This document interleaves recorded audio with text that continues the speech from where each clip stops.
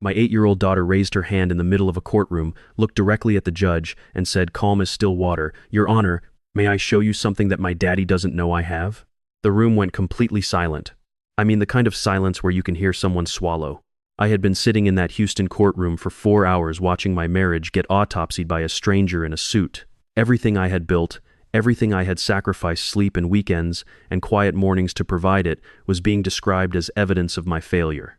And I had started to believe it. I had started to fold under the weight of it. But then my daughter, my 8-year-old girl named Callie, stood up from her seat in the gallery with a tablet computer pressed against her chest like it was something sacred. And the whole world stopped. My name is Raymond. I'm 61 years old. I live in the Katy suburb of Houston. And I need to tell you this story because I have been carrying it since last October, and I think some of you need to hear it too. Not because my life is extraordinary, but because what happened to me could happen to anyone who trusts too completely, works too hard, and forgets to look at what's standing right in front of them. I had been married to Diane for 17 years when she filed. 17 years. We met at a company conference in San Antonio. She was there representing a textile supplier. I was there for an industrial distribution firm where I'd been slowly climbing toward regional director. She was sharp and funny and wore this green blazer I still remember. We dated for 2 years before I proposed on the back porch of her parents' place outside Beaumont, and she said yes before I even finished the sentence. We built something, or I thought we did. We moved into a house in Katy with 4 bedrooms and a backyard big enough for Callie to run circles in. I worked hard, maybe too hard. I'll be the first to say it, logging 60-hour weeks when the quarter was tight, traveling to Midland or Dallas or Baton Rouge when clients needed FaceTime. Diane had her own boutique in the Heights, an upscale gift and home goods shop she'd poured herself into. Callie went to a good school. We took vacations. We had people over for cookouts in the summer. From the outside, we looked like what we were supposed to be. I didn't see the ground shifting beneath us until I was already falling. So there I was, last October, in the Harris County Family Law Center, in a courtroom that smelled like recycled air and old coffee, listening to Diane's attorney, a woman named Castleberry. All crisp blazer and impatient efficiency described me as a man who had emotionally abandoned his family. She talked about missed school events, skipped dinners, a daughter who had essentially grown up without a father present in any meaningful way. She presented it like a legal brief and a eulogy simultaneously. Some of it was true. I want to be honest about that, because this story is only worth telling if I tell it honestly. I did miss things. I missed Callie's 2nd grade winter concert because I was in a client meeting in Beaumont that ran 3 hours over. I did eat dinner at my desk more than I should have. There were Saturday mornings I was on my phone when I should have been at the park. I wasn't perfect, no parent is. But the version Castleberry was presenting this portrait of a ghost who moved through his own home without ever truly inhabiting it, that wasn't me. That was someone I didn't recognize. And yet I sat there listening to it, and I felt myself start to waver. Maybe I had been worse than I thought. Maybe the long hours had cost more than I knew. Maybe Diane's silence over the past year hadn't been stress, hadn't been insomnia, maybe it had been grief. Diane sat across the room looking composed. Not sad. Not reluctant. Composed. I kept trying to catch her eyes and she kept not letting me. There was something in the set of her jaw, not anger exactly, more like someone doing something they'd rehearsed until the emotion wore off. The woman who once called me from the boutique just to say she was thinking about me. The woman who used to reach for my hand when we fell asleep. This person in the dark pantsuit across the aisle looked at the judge and then at her attorney, and occasionally at her own hands, but never at me, not once. Callie sat in the gallery between my sister and a court-appointed advocate, holding the small stuffed armadillo she'd had since she was 4. She was supposed to be in school. Diane had insisted she needed to be present, something about the child's perspective informing the custody evaluation. I hated the idea of her sitting in that room hearing this. But every few minutes I would glance back at her and she would give me this look, careful, watchful, older than 8, that I couldn't quite read. I didn't understand that look yet. I want to take you back for a moment, because the courtroom didn't arrive without warning. I just wasn't paying the right kind of attention. It had been building for maybe 8 months before Diane filed. Little things, separately harmless. She started taking calls in the bedroom with the door-closed boutique business, she'd say when she came out. She started going to sleep later, or earlier, eventually moving to the guest room because she said my breathing kept her awake. There were girls' nights that stretched until midnight. A book club that met, apparently, at different restaurants every single week. I didn't question any of it. I trusted her completely. I thought that was what love looked like. The change in Callie was harder to explain away. She'd always been one of those kids who talked from the moment she woke up, school stories, playground drama, knock-knock jokes she was very proud of. But around that spring, she got quieter, slower to run toward me when I came through the front door. She still hugged me, still wanted me to read to her at night. But there was something behind her eyes that felt like worry, like she was calculating something I couldn't see. One evening I was helping her with a reading assignment and she put down her pencil and looked at me and said, "Daddy, can you always tell when someone isn't being true?" I thought she was asking about a character in her book. I said something about how honesty was one of the most important things. She nodded and picked up her pencil again. She wasn't asking about a character in a book. I understand that now. Sitting in that courtroom, listening to Castleberry build her case, I kept turning those 8 months over in my mind. The closed doors, the changed routines, the quieter daughter, and I kept arriving at the same place. I had seen all of it and understood none of it. Then Diane took the stand. She was good. I'll give her that. She was measured and credible, and she spoke about our marriage with this tone of reluctant honesty, like she hated having to say these things, but the truth compelled her. She talked about feeling invisible, about raising Callie with no emotional support, about a husband who was technically present but spiritually somewhere else. She cried once, just once, briefly, when Castleberry asked her how Callie had been affected. She wiped her eye and steadied herself and said, "My daughter deserves a parent who is actually there." And I sat there thinking, I was there. I was always trying to be there. But I also sat there thinking, why didn't you ever tell me this? Why didn't you say any of this to me, in our kitchen, in our bedroom, before lawyers and courtrooms became necessary? Why did you file instead of talking? I didn't have answers. I had a hollow place where the answers should have been. That was the moment Callie stood up. She raised her hand, this small, deliberate gesture, like a student who knows the answer and is absolutely certain of it, and she said in a voice that carried clearly across the entire room, "Your Honor, may I show you something that my daddy doesn't know I have?" Every head turned. The judge, Judge Raina, a compact woman in her mid-50s with reading glasses she wore low on her nose, looked startled but not dismissive. She studied Callie for a long moment. Castleberry was already on her feet, objecting, calling it irregular, calling it inadmissible, calling it the uninformed observation of a minor who couldn't possibly contextualize what she had recorded. "Sit down, counselor," Judge Raina said. Flat. Final. She looked at Callie. "Come up here, sweetheart. Tell me your name." "Callie Mercer," my daughter said, walking toward the bench with that same careful deliberateness I'd been watching all morning and finally understanding. "I'm 8. I go to Westbrook Elementary. And I made some videos because I was worried, and I didn't know who else to give them to." I looked at Diane. She had gone white. Not pale, white. The color had drained from her face so completely and so fast that it looked like something physical had happened to her. Her hands, which had been folded neatly in her lap throughout her entire testimony, were now gripping the armrests of the witness chair. Her attorney leaned toward her and whispered something. Diane didn't respond. "What kind of videos, Callie?" the judge asked. "Videos I made on my tablet. Mommy gave it to me for school stuff, but I learned how to record with it. I made them because Mommy was saying things about Daddy when Daddy wasn't home and then being different when he was there, and it was making me really confused and kind of scared. So I wanted to understand what was really happening." She held up the tablet. Her hands were shaking slightly. I could see it from where I sat, but her voice was not. "This one is from 2 months ago. I was supposed to be napping, but I heard Mommy on the phone and her voice sounded wrong." She turned the tablet toward the judge and pressed play. "I want to tell you what it sounds like to hear your marriage described as a financial arrangement by the person you built it with. I want to tell you because I think some of you have sat in rooms where someone talked about you like you weren't a person, and I think you deserve to know you're not alone in that particular kind of pain." Diane's voice came through the speaker, clear, unhurried, the voice of someone having a comfortable conversation with someone they trusted. "He doesn't suspect anything, honestly. He's too focused on being responsible to notice what's actually happening around him. I haven't felt anything real for for Raymond in years. He's been a means to an end. A steady income, a mortgage payer, a name on the health insurance. Once the settlement goes through, we can finally stop pretending." Then a man's voice, low, familiar in the way that suggested they'd had this conversation many times before. "And you're sure about the house?" "Completely. With the spousal support and primary custody, we'll be set up exactly the way we planned. The boutique's been laundering the prep money for months." I stopped hearing after that sentence.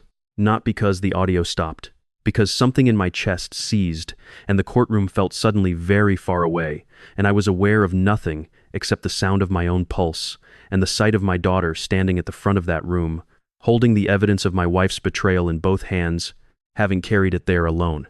I want to be honest with you, if I had been the one standing up there, I don't know if I could have held myself together. I don't know if I could have spoken in a clear voice and presented those recordings without falling apart. My daughter was 8 years old. She understood that something precious was being stolen, and she had spent months quietly, patiently, gathering the proof that nobody else had thought to collect. The courtroom had not moved. The bailiff near the door was completely still. Diane's attorney was no longer objecting. Castleberry stood with her mouth slightly open and her notepad hanging from one hand, and I watched her recalibrate in real time, watched the moment she understood that the entire morning's architecture was collapsing. Callie showed a second video. This one was more recent, our kitchen. A weekday afternoon when I had been in Lufkin for a site visit. A man I had never seen before was in my kitchen. Tall, probably early 40s, with the easy posture of someone comfortable taking up space that wasn't his. He and Diane were talking at the kitchen table, my table, the one where Callie and I did homework every Tuesday night, and they were discussing the divorce proceedings like project managers reviewing a timeline. The attorney says the emotional neglect angle is strong, Diane said.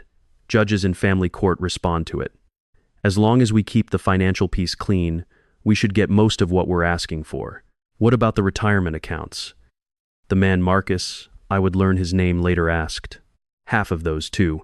The marriage was long enough. The numbers work out to about $300,000 altogether if we include the equity in the house. Once everything transfers, we can consolidate. Callie's voice was on the recording. Faint and distant, she had filmed from the hallway, partially hidden behind the door frame. You could hear her breathing. You could hear how carefully she was holding still. Judge Raina set down her glasses. She looked at Diane.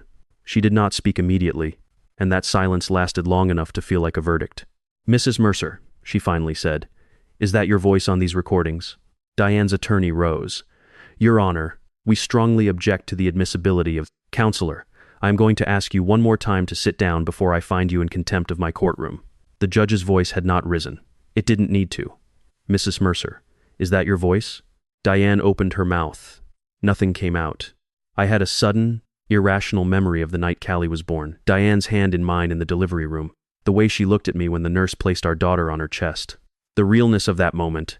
The absolute certainty I had felt that this was the foundation of everything. I don't know why that memory surfaced there, in that room, at that particular second. Maybe because I was finally accepting that the woman in that memory and the woman in the witness chair were not the same person. Maybe they hadn't been for a very long time. There are 12 videos total. That's what Callie told the judge when she asked. 12 videos spanning the previous 4 months, each one collected carefully, deliberately, by a child who understood instinctively that the truth needed a witness. The judge called a 40-minute recess to review the recordings privately in her chambers. Both legal teams were summoned. I sat alone in the gallery with Callie, who climbed into the seat beside me and tucked herself under my arm. Are you upset with me, Daddy? She asked. I couldn't speak for a moment. I put my hand on top of her head and held her and felt something break open in my chest that might have been grief or gratitude or both at once. Callie, I said when I could trust my voice. You are the bravest person I have ever known in my life, and I'm so sorry you had to carry this by yourself for so long. She was quiet for a moment. Then she said, I tried to tell you. I asked you about lying, remember? But I didn't have the words yet. And I was scared that if I said something without proof, Mommy would just say, I was confused and then I'd lose both of you. That sentence, I was scared I'd lose both of you, that sentence is what I think about at 3 in the morning when sleep doesn't come easily. My daughter had been protecting both of us, including the parent who was actively trying to hurt us, because she was 8 years old and she loved us both and she didn't yet know how to stop. When the recess ended and the courtroom reconvened, Judge Raina came back to the bench with a quality of stillness that every person in that room recognized as resolve. Diane had returned to her seat, but she looked diminished, smaller somehow, like the certainty had physically left her body. Her attorney sat beside her with the posture of someone managing damage rather than pursuing strategy. Mrs. Mercer, Judge Raina began, and her voice had the temperature of something metallic and precise. In nearly 25 years on this bench, I have reviewed a great deal of evidence in family proceedings. What your daughter brought to this courtroom today is among the most sobering documentation I have encountered, not because the behavior it captures is unprecedented, but because of the deliberateness with which it was conducted and the complete disregard it shows for the well-being of your child. Diane opened her mouth. The judge raised one hand. You had the opportunity to end an unhappy marriage honestly. You chose instead to construct a false narrative, suborn testimony, and plan what amounts to financial fraud against your husband. You coached your daughter, a child who clearly has more moral clarity than the adults around her, to minimize her father's presence in her life. And you did all of this while maintaining, in this courtroom, under oath, that your only motivation was the protection of that same child. The room was absolutely silent. Then Diane did what I had not expected. She stopped being composed. "This is not fair," she said, and her voice had cracked into something raw and high and genuinely frightened. "I was lonely for years. He was never home. He never asked how I was doing or what I needed. I gave up opportunities for him. I stayed in a city I didn't love because it was good for his career, and I ran a boutique and raised a daughter and waited for him to notice me, and he never did." Her voice broke fully. "I fell in love with someone who actually paid attention to me. Is that so monstrous? Is that so unforgivable?" I sat with that for a moment. Because here is the thing, and I think this is the most important thing, I can tell you she was not entirely wrong. I had worked too much. I had let the quiet distance between us build without addressing it, because I was conflict avoidant, and I told myself it was just a season, just a phase, it would resolve itself when work calmed down. I had not asked her often enough what she needed. I had not paid attention in the ways she needed me to. Those failures were real. But those failures did not earn what she did. A person can be genuinely wronged and still respond to it in ways that are genuinely wrong. Both things can be true simultaneously. And understanding why someone did something is not the same as excusing it. "Mrs. Mercer," Judge Raina said, not unkindly, "the difficulty you experienced in this marriage may have been real, but the response you chose caused deliberate harm to your husband, attempted to corrupt these proceedings, and placed your child in an unconscionable position for months. Those actions have consequences." My attorney filed the emergency custody motion before the afternoon recess. What happened next was swift, thorough, and felt after everything strangely quiet. Judge Raina granted me immediate temporary primary custody. She limited Diane to supervised visitation, pending a full evaluation. She dismissed all spousal support claims. She awarded me possession of the house. Diane stood when the judgment was read. I thought for a moment she was going to say something conciliatory, something human, something that acknowledged what she had done. Instead, she turned toward the gallery, toward Callie, and her face was suddenly all angles and fury. "Do you understand what you've done?" she said to our daughter. "You just destroyed your own family. You'll understand that when you're older, and it will haunt you." I was on my feet before I consciously decided to stand. "Your Honor," I said, "I am requesting that supervised visitation take place exclusively in professional settings. Any parent who responds to her child's truthfulness with blame is not in a position to be trusted alone with that child." Diane was still talking when the bailiff reached her. Still talking when they walked her toward the doors. Still talking, right up until the doors swung shut behind her, and the courtroom went quiet, and I turned back to find Callie standing in the aisle with her stuffed armadillo in one hand and her tablet in the other, watching me with those careful brown eyes. "Are we okay, Daddy?" she asked. I walked to her and I knelt down, and I held her face in both my hands. "We are more than okay," I told her. "We are free."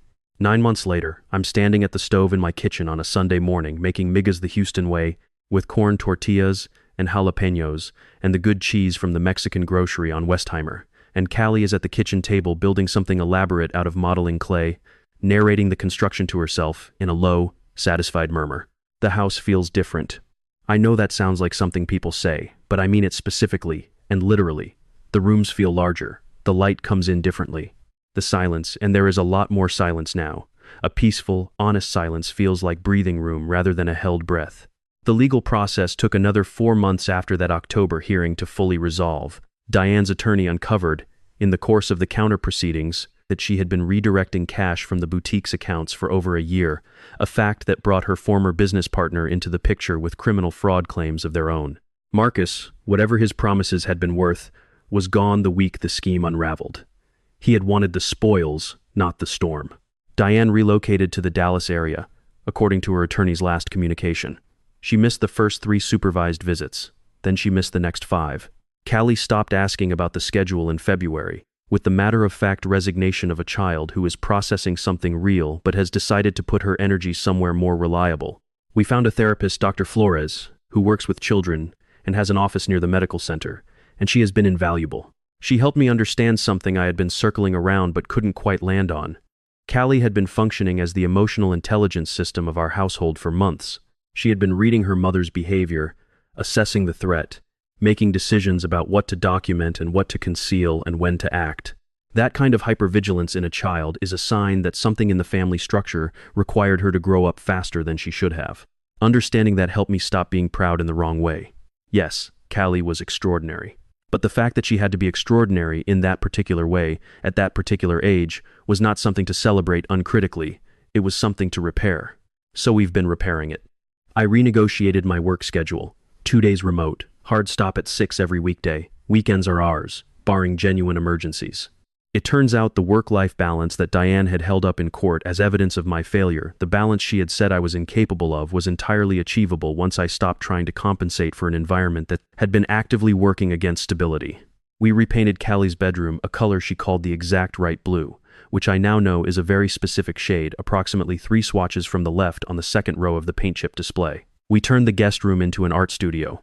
We got a dog, a medium-sized rescue mutt named Biscuit, who treats every morning like it's the best morning of his entire life, which honestly turns out to be instructive. Last Tuesday evening, we were sitting at the kitchen table after dinner. Callie was working on a school project about Texas ecosystems. I was going through the mail, and she looked up at me the way she does sometimes, with that particular stillness that means she's about to say something she's been holding for a while, and she said, "Dr. Flores says it's okay that I feel sad about Mom sometimes, even though Mom did bad things." I set down the mail. Dr. Flores is right. I do feel sad sometimes. Not every day, but sometimes. That's exactly right, Callie. That makes complete sense. She thought about it. I think I mostly feel sad that she made the choices she made. Not because I want things to go back. I don't want things to go back. She picked up her pencil again. I just wish she'd been different. I didn't have anything to say to that would improve on it. So I just nodded and sat with her in the kitchen in the good silence, with Biscuit asleep under the table and the Houston evening settling in outside the windows, and I thought about how much courage it takes to love someone honestly even when they've shown you their worst. This story taught me something I am still learning how to articulate. The mistake I made, the mistake I think a lot of people in long commitments make, was confusing stability with connection. I built a stable life. I paid the mortgage and the school fees and the vacation savings and the boutique startup costs. I believed that building the structure was the same as inhabiting it. It wasn't. Structure is not presence. Providing is not enough. And the people we love most need to feel that truth, as well as see it in the bank statements. If there is one thing I would tell anyone watching this who is in a long relationship, ask the hard questions before the silence becomes its own answer. Have the uncomfortable conversation before it becomes a courtroom. The people you love cannot read your intentions, they can only experience your choices. Here is what I want to ask you right now, before we close. Comment the number 1 if you think I made mistakes in my marriage that I need to own. Comment 2 if you think Diane's grievances were real, but her response was unforgivable. Comment 3 if you believe that Callie's courage is the real center of this story, because I think number 3 might be right. Tell me what city you're watching from and what time it is there. I've been sharing this story for weeks now and it still surprises me. The geography of it. The fact that somewhere tonight someone in a time zone I've never visited is sitting with this. And if any part of this felt familiar, if you've ever been in a room where someone described your life back to you in words you didn't recognize, or if you've ever watched a child understand something that the adults around them refused to tell me about it in the comments. You don't have to tell me everything, just enough to know you're not carrying it alone. If this story moved you at all, please subscribe. There are more stories like this. One story's about ordinary people in impossible situations who find something in themselves they didn't know was there. I'll keep telling them as long as you keep listening. This is a fictional story inspired by real emotional experiences, fully rewritten and reimagined in Houston, Texas to create original content. Any resemblance to real people or events is coincidental.